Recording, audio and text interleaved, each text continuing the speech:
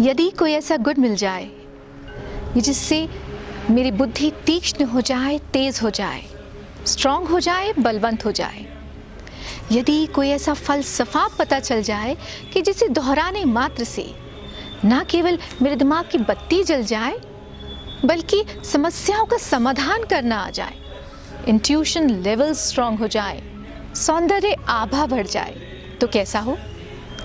As we all are running in the rat race in the competitive world and everybody wants to win. यदि मैं आपको एक ऐसा मंत्र बता दूं जो कि हजारों वर्षों से हमारे बीच है और हम सभी उससे अनजान नहीं हैं, केवल उसका नियमित रूप से अपने जीवन में उच्चारण करें तो आपका जीवन कहां से कहां चला जाए।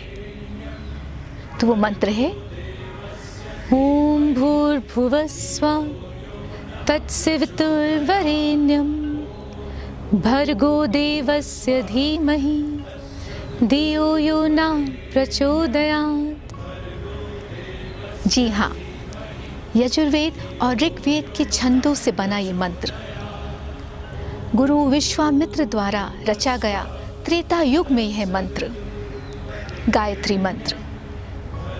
गायत्री मंत्र का अर्थ, एक एक शब्द का अर्थ अपने मन में रखकर मैं कनेक्टिविटी बाय अनामिका मल्होत्रा में आपका बहुत स्वागत करती हूँ और प्रयास करूँगी कि बहुत ही सरल भाषा में इसकी व्याख्या करूँ।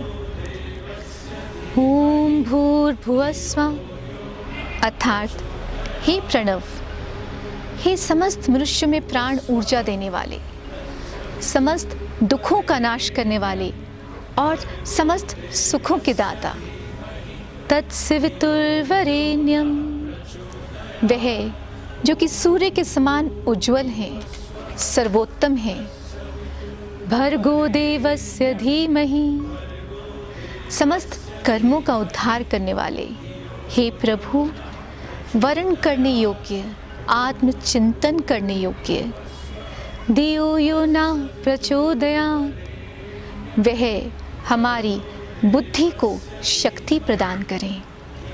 अर्थात गायत्री मंत्र में हम ईश्वर से प्रार्थना कर रहे हैं कि वह हमारी बुद्धि को तेज प्रदान करे, शक्ति प्रदान करे, क्योंकि इंसान किसी भी परिस्थिति में क्यों ना हो, कठिनाइयाँ तो आती जाती रहती हैं, परंतु यदि उसका बल, वीर्य, शौर्य सही हो तो वह बहुत आसानी से कठिनाइयों का सामना कर सकता है।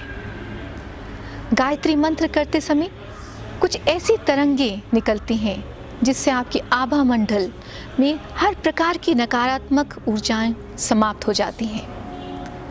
गायत्री मंत्र का उच्चारण करते समय आपके कंठ, तालू, जीभ और खोपड़ी में कुछ ऐसी कंपन उठती है जिससे आपके दिमाग की सारी सकारात्मक ऊर्जाओं का जन्म होता है और नकारात्मक ऊर्जाओं का मर्दन होता है।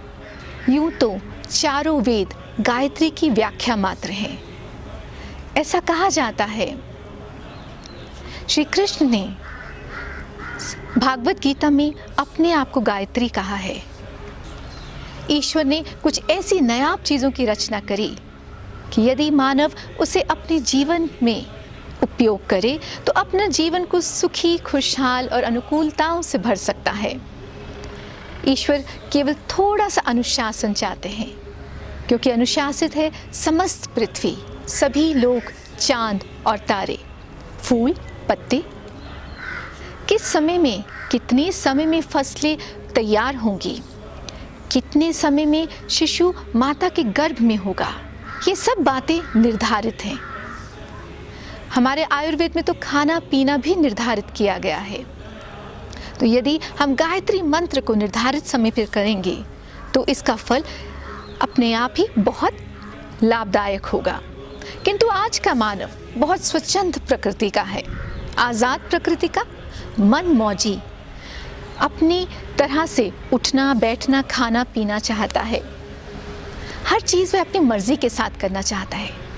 किंतु यदि सोच के देखिए, प्रकृति भी अगर मन मौजी करने लगी तो कैसे विषम परिणाम निकलेंगे। तो वास्तव में अनुशासन में रहते हुए लिबर्टी का आनंद उठाना ही वास्तविक फ्रीडम है। अर्थात डिसिप्लिन में रहते हुए फ्रीडम को महसूस करना, वही वास्तविक फ्रीडम है। गायत्री अपने साधक को सभी ऐश्वर्य प्रदान करने वाला होता है। वो ऐश्वर्य हैं धन, भक्ति, शक्ति, ज्ञान, संपन्नता, सुख, वैभव, सौंदर्य आदि। गायत्री का जाप करते समय आंखें बंद कर लेनी चाहिए और यदि माला फेर रहे हों तो सुमेरु को ना लांघें।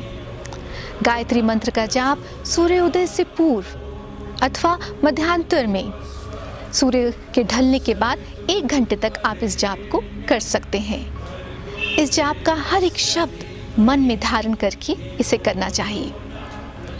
गायत्री विद्या कारक होता है। हमारे यहाँ बचपन से ही बच्चों को गायत्री मंत्र सिखा दिया जाता है।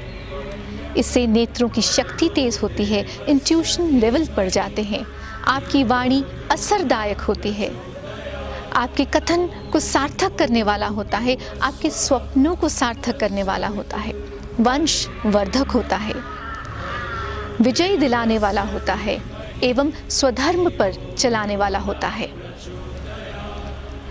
ऐसा कहा जाता है कि चारों वेद केवल गायत्री की ही व्याख्या कर रहे हैं। इसके अलावा एम्स के डॉक्टर्स ने आईआईटी के साइंटिस्ट, हैदराबाद के साइंटिस्ट के साथ मिलकर कुछ शोध अर्थात एक्सपेरिमेंट करे।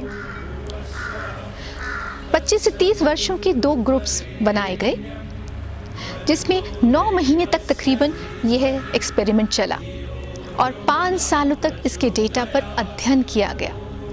25 से 30 वर्ष के जो पुरुष थे उन्हें नित्य एक बार 108 बार तक लगातार मन में गायत्री मंत्र करवाया गया और जो साधक इस जाप कर रहे थे, अगले हफ्ते से ही उनके दिमाग की एमआरआई के द्वारा जांच की गई तो पाया गया कि दिमाग में जो खुशी के समय केमिकल्स बढ़ते हैं वो बढ़ने लग गए हैं। गाबा केमिकल्स जो कि इंसोम्निया और डिप्रेशन कॉज करते हैं वो अलाइन होने लगे हैं।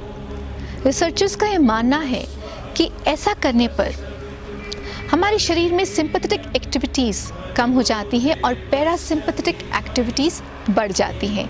अर्थात जैसे कि रेस्पिरेटरी रेट कम होना, आपका स्किन मैकेनिज्म बढ़ जाना, आपका हार्ट बीट रेट कम हो जाना, सेल्फ मैकेनिज्म बढ़ जाना, सेल्फ डिफेंस मैकेनिज्म बढ़ जाना आदि आदि।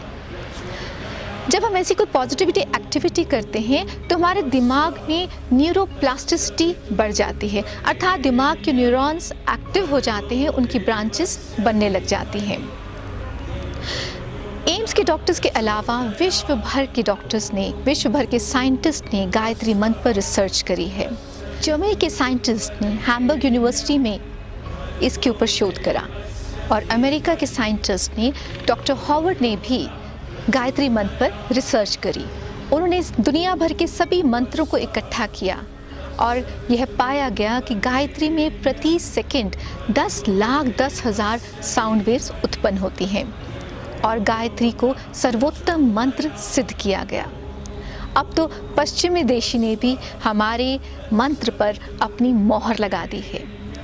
तो आप सभी से आशा है कि आप अपना जीवन गायत्री को कर अपना जीवन आनंदित बनाएंगे, खुशहाल बनाएंगे। इसी के साथ मैं अनामिका मल्होत्रा आपसे विदा लेती हूँ।